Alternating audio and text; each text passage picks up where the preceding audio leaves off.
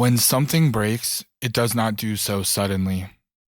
Long before the fracture, the structure has been giving way. We live among small collapses every day. Moments of looking away, of withholding truth, of stepping back from ourselves. When the final break comes, it feels instantaneous, but really, it is only the moment when we can no longer ignore what has already happened. We call it the end, but it is only the moment we finally look directly at what we have been avoiding. Excerpt from Aftermath by Rachel Cusk.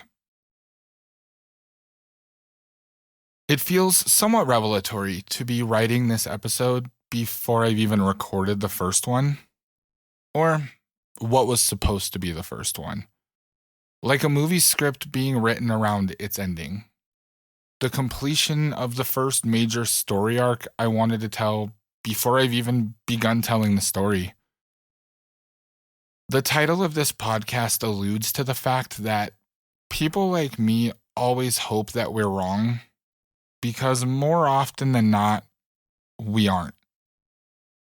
Because more times than we can count, the truth we knew from the very start, the one we called our own paranoia, our own insecurity, our own mind playing tricks on us, ends up being the only truth we find ourselves left with in the end. So welcome to episode 1 of I Hope I'm Wrong.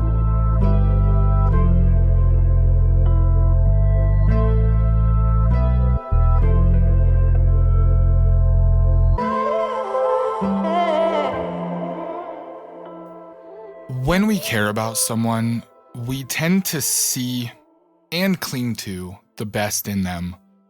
Maybe we see the person they showed us at the beginning, their best unburdened self, the version of them that was capable of casual connection, capable of love, even before the demons they carry attached to it have awakened inside them. Maybe we hang on to the glimpses we get of this self, them smiling, them laughing, the moments where they feel beautiful, they feel happy, they feel safe. Safe to express their care, to dance, to sing. But in that compulsion to see the best in people, we also tend to ignore some of the alarming things that we see in them. The words spoken that don't quite make sense. The distance you can't quite name. You ignore the thorns you know adorn their stem, convincing yourself that if you simply hold on long enough or tight enough, those thorns will stop piercing your skin. Or at least, maybe it'll start to hurt less.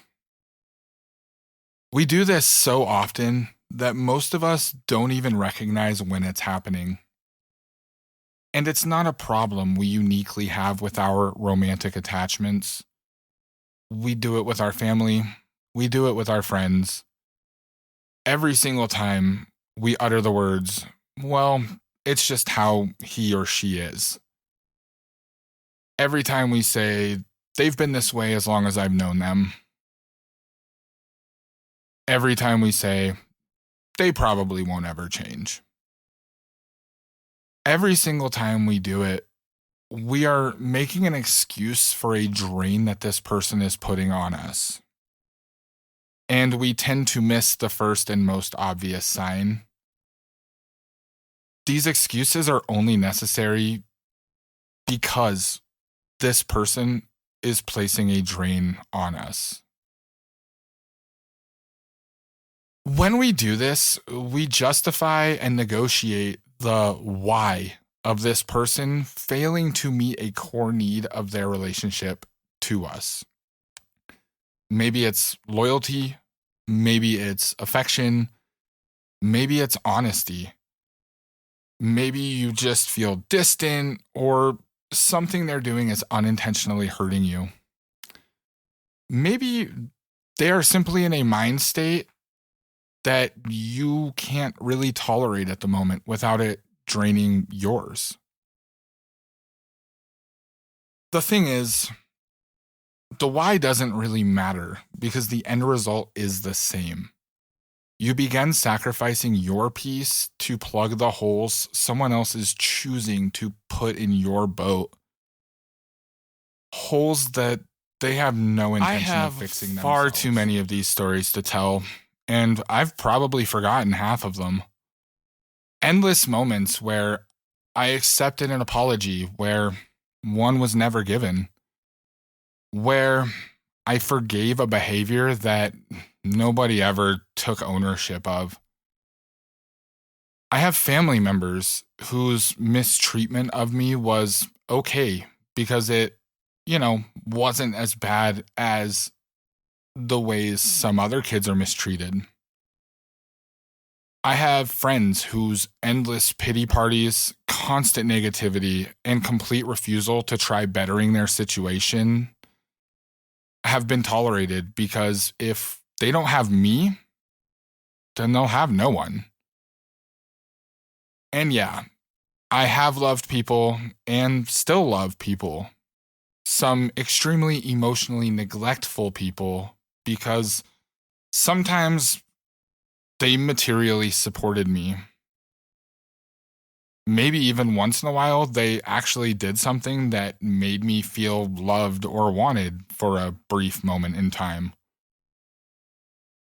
The relationship I'm currently recovering from is certainly the biggest and most influential example of my propensity for negotiating my self-worth down to what someone else is willing to pay. But it's hardly the only one. It's not even the only one this year. I might argue that at least this relationship did provide some tangible positives, some proof of payment for all of the time I spent diminishing myself and my needs, ignoring my intuition. I would also argue that perhaps that's why the betrayals feel like the worst I've endured by far. Why this particular moment in my life has commanded me to burn every single fucking thing I have ever known to the ground and face a future of complete unfamiliarity. But there are times where I've diminished my worth for far, far less benefit. There was the woman I dated for a year and a half whose need to neglect was so complete that in 18 months, she never stayed at my place one time, nor did I ever meet one of her friends. She didn't even want to let my dog come over to her house. This woman seemed to have more than a passing interest in ridiculing me and criticizing me to a point of rage, only to laugh in my face and accuse me of being crazy when I would finally snap back at her. There is a friend that I once looked at as a brother whose problem with putting the bottle down always seemed to end up my problem somehow. Whether that problem was just some interpersonal fight about some girl at the bar, or a gun being drawn in my face because he decided to say the wrong thing to the wrong person.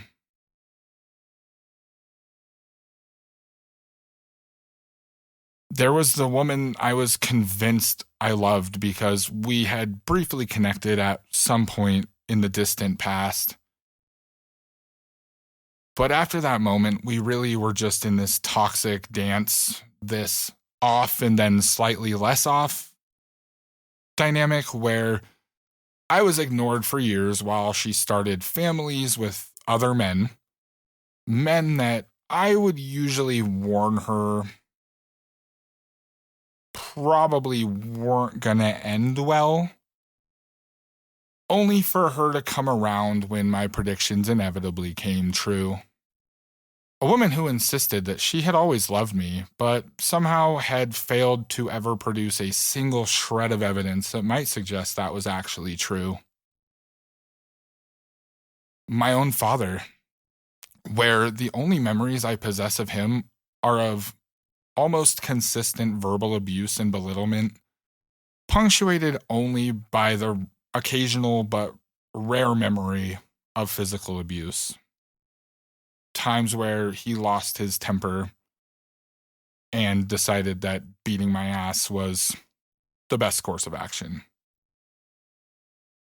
A man who can admit to my mother that he knows he's a shitty father, but has never once whispered a word of his accountability in our deeply fractured relationship to me, the victim of this self-proclaimed shittiness.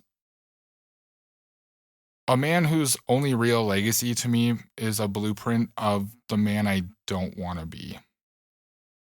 A blueprint I admittedly have not followed nearly as well as I would have liked. And yes, the centerpiece of this era of my life, the woman that I began building a life with, or the woman I thought I was building a life with, the woman I bought a car with, got a dog with, lived with for over 4 years, shared a bed with, imagined futures with. The woman who woke up one morning and simply left. No real explanation, no real conversation, and certainly no real accountability. Just somebody that I was shopping for engagement rings for like 8 months ago, reduced to an ever-expanding ocean of silence, confusion, and indifference.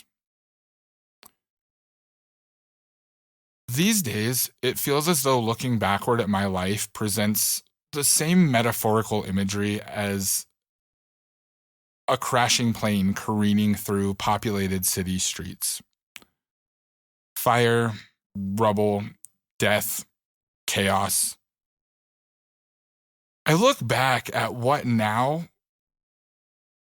is very obviously a complete infatuation with ensuring that I was surrounded by or in love with the absolute worst people for me, and fail to understand how I'm just now realizing the plane was crashing the whole time.